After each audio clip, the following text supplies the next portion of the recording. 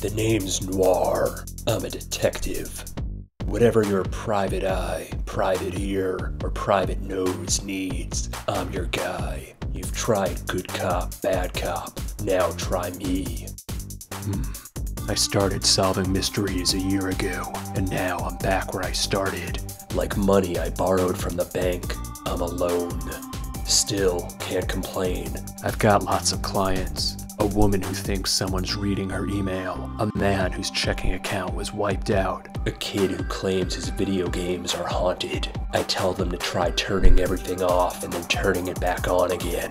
Business is good. I'm making enough money to toss out my old junk and get some upgrades.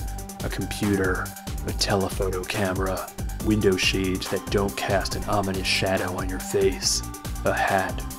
I go from being a gumshoe to someone whose shoes aren't covered in gum.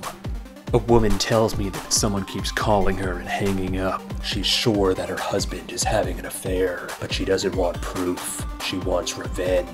I tell her that I'm not some sort of hitman. I'm a detective. She says that if I won't help, she'll find someone who will. There's a new detective agency in town. It's my old partner, Blanche. We're both good guys, but I live by a code and she's started crossing lines that I won't, like working with vigilantes, or using the 12 items or less line when you have 13. Suddenly the TVs turn off, the streetlights start flashing. Those missing emails, emptied bank accounts, possessed electronics. Someone's hacking into the city infrastructure.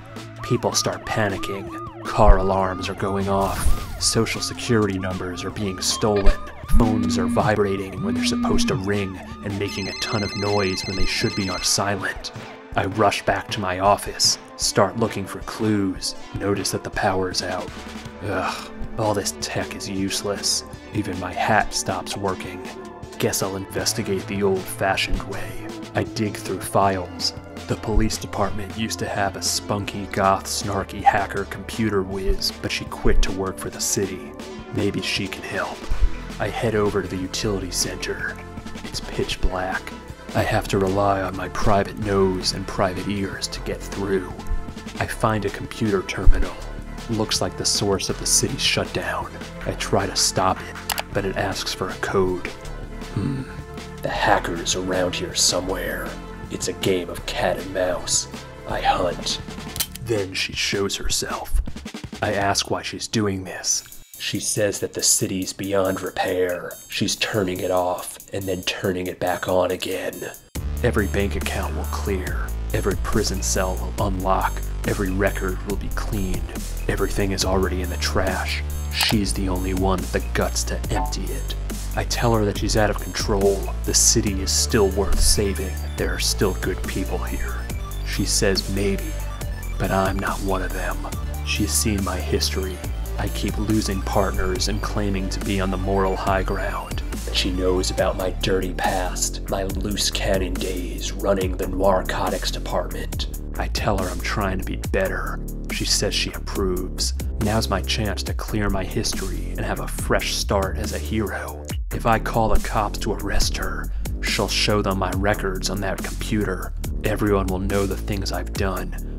Everyone. Even babies. What do I want? To wipe away everything, or face my past head on? A reboot, or a sequel? I tell her there's a third option.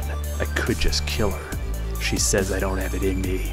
She knows I live by a code, and she doesn't, which is why I can't win. She's right.